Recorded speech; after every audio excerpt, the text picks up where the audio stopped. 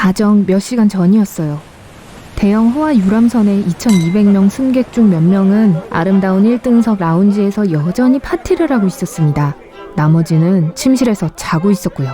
객실들 중 일부는 아주 넓고 그림이 가득 차 있거나 화려한 조각품으로 장식되어 있었습니다. 다른 방들은 크기가 작고 수면 아래에 있었어요. 이 모든 사람들의 공통점은 딱 하나였습니다. 추운 4월의 밤 모두는 영국의 사우스햄튼에서 뉴욕시로 향하고 있었다는 거죠. 그 배의 이름은 타이타닉이었습니다. 당시 이 배는 가라앉지 않는 배로 여겨졌습니다. 여정의 시작에서 이 유람선은 뉴욕 기선과 거의 충돌할 뻔했지만 운 좋게도 타이타닉호는 몇 미터의 여유를 두고 그 배의 옆을 간신히 지나칠 수 있었어요. 승객들이 여객선 갑판을 가득 메운 가운데 안도의 한숨이 새어나왔습니다. 그들은 가까운 미래에 무엇이 자신들을 기다리고 있는지 거의 알지 못했습니다. 며칠 후 배는 북대서양에 도착했습니다. 뉴펀들랜드에서 595km 떨어진 곳이었죠. 그런데 그곳에서 상상도 할 수 없는 일이 일어났습니다. 4월 14일 오후 11시 40분쯤 여전히 깨어있던 사람들이 신비롭고 강력한 힘에 의해 쓰러진 거예요. 이미 침대에 있던 승객들은 바닥으로 튕겨져 나갔습니다. 비명소리와 엄청난 혼란이 일어났어요. 재난이 일어나기 몇 달 전 거대한 얼음덩어리가 그린란드 남서부의 빙하에서 떨어져 나갔습니다. 매머드가 여전히 지구를 배회하고 있었던 약 10만 년 전에 내렸던 눈으로 만들어진 빙산이었죠. 그리고 빙산이 막 움직이기 시작했을 때 그 크기는 엄청났습니다. 길이가 거의 520m이고 무게가 7,500만 톤이나 나갔거든요. 하지만 그 후 빙산은 원래보다 훨씬 더 남쪽으로 떠내려가게 됐어요. 타이타닉호가 북미로 가는 길에 지나야 했던 바로 그곳으로 움직인 거예요. 몇 달 동안 물에 녹은 후에도 이 빙산의 무게는 여전히 150만 톤에 달했습니다. 꼭대기는 거의 물 위에 30m의 높이로 우뚝 솟아 있었습니다. 하지만 그래도 이 거대 유람선에 탄 사람들의 눈에는 대수로워 보이지 않았어요. 언뜻만 본다면요. 사람들에게 보인 것은 이 거대 얼음의 아주 작은 부분뿐이었거든요. 보통 빙산의 가장 큰 부분은 수면 아래에 숨겨져 있고 수면 위로 보이는 건 겨우 10분의 1입니다. 타이타닉 빙산도 예외는 아니었어요. 하지만 충돌한 순간 배는 불운을 맞이했어요. 항로를 바꿀 수 없어 그 배는 얼음 속으로 떨어져 버렸어요. 적어도 선체 칸 5개가 파열되었을 거예요. 배에는 즉시 물이 들어오기 시작했고 그 다음에는 칸마다 물이 범람했습니다. 먼저 배의 앞부분이 가라앉기 시작했어요. 그리고 배의 뒷부분은 공중에 거의 수직으로 올라가게 되었죠. 그리고 나서 귀청이 찢어질 듯한 굉음과 함께 배는 두 동강이 났습니다. 나머지는 잘 아시겠죠? 하지만 만약 우리가 이 재난에 대해 알고 있는 것이 사실이 아니라면 어떨까요? 배가 빙산에 의해 부서지지 않았다면 어땠을까요? 타이타닉호를 침몰시킨 것이 더 위험하고 훨씬 더 살아있는 존재라면요? 수면 아래 멀리 희미하고 어두운 바닷속 그림자가 숨어 있습니다. 둥글고 납작하며 팔이 여럿인 거대한 생명체를 상상해보세요. 팔이 아니라 강력한 촉수라고 해야 할까요? 대왕 오징어나 문어를 닮았지만 크기는 훨씬 더 큽니다. 배 열척에서 2.5km라고 설명할 수 있을 거예요.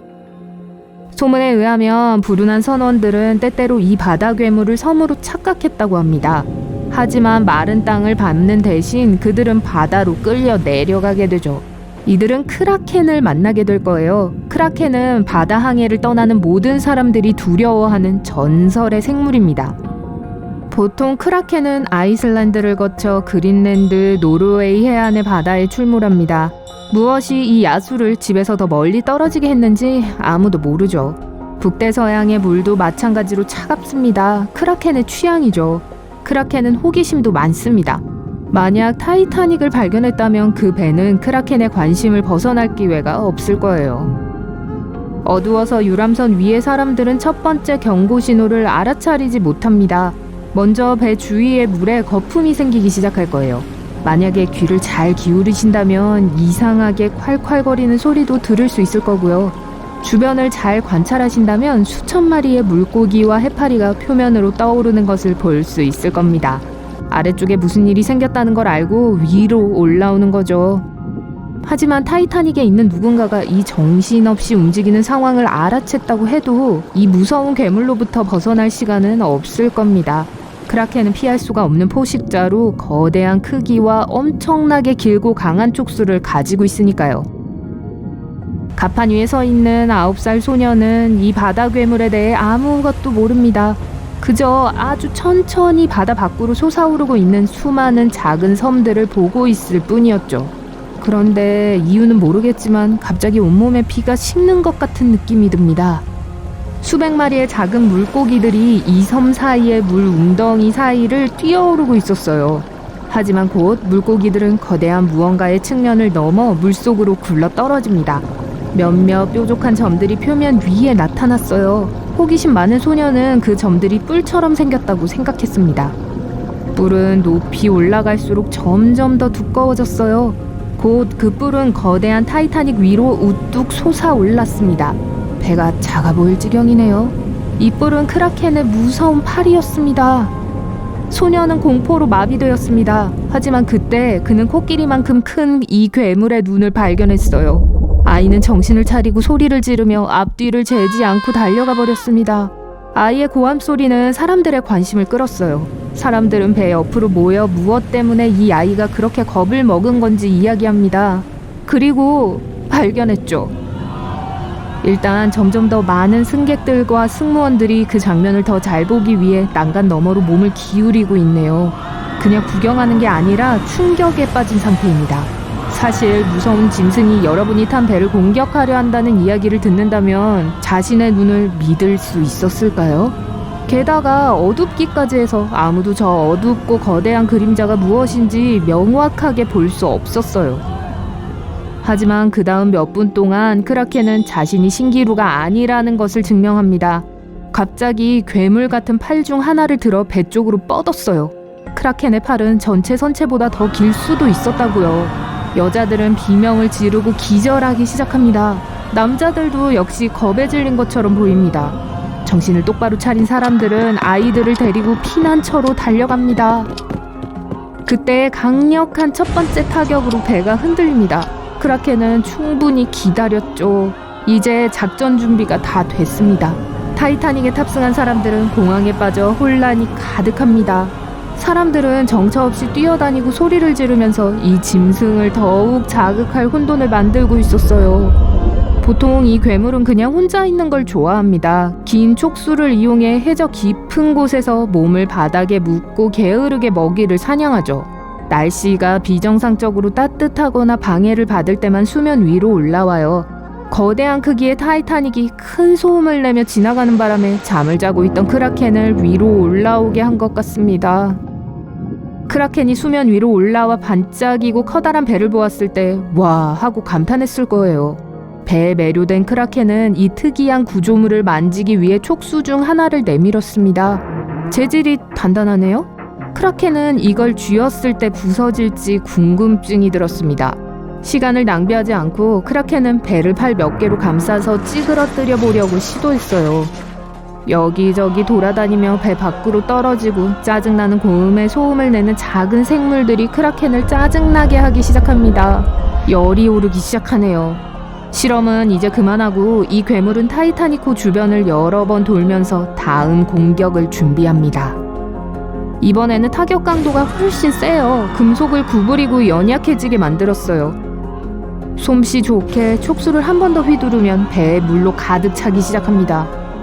크라켄은 마치 노력의 결과를 즐기려는 듯 뒤로 물러섰어요. 하지만 그때 배가 속도를 올려 자신으로부터 멀어지려고 하는 헛된 시도를 하고 있다는 걸 깨달았죠. 타이타닉에 탑승한 사람들은 안도의 한숨을 내쉬었습니다. 그 짐승은 어디에도 보이지 않았어요. 하지만 이들은 크라켄이 결코 장난감을 놓치지 않는다는 걸 거의 알지 못했습니다. 배의 속도는 느려지기 시작했어요. 그러고 배의 뒷부분은 천천히 위로 올라가고 앞부분은 물속으로 내려가고 있었어요. 승객들과 승무원들은 갑판 위로 넘어져 버렸습니다. 너무 무서워서 소리조차 내지 못합니다. 그러니까 이 모든 일이 완전하고 섬뜩한 침묵 속에서 일어나고 있었어요. 배는 자체 무게로 인해 두 부분으로 쪼개지게 되었습니다. 너무 강렬한 사고에 크라켄도 겁을 먹고 도망가 버렸어요. 겁에 질린 짐승은 다시 바다로 뛰어들어 보글보글 끓는 거대한 소용돌이를 만들어냅니다. 그리고 소용돌이의 힘이 타이타니코의 잔해를 바다 깊은 곳으로 끌어당기게 되었어요. 하지만 여기서 가장 비극적인 일은 크라켄은 사실 배에 타고 있는 사람들에게 관심이 없다는 거예요. 크라켄은 그저 물고기를 우적우적 씹으면서 행복해하는 동물이에요. 더 큰 먹이가 필요하지 않습니다. 이 거대한 배를 바닥으로 끌어내리고 있는 건 그저 이 동물의 호기심이었습니다. 이 장엄한 유람선에는 희망이 있을까요? 여러분은 답을 알고 있을 겁니다.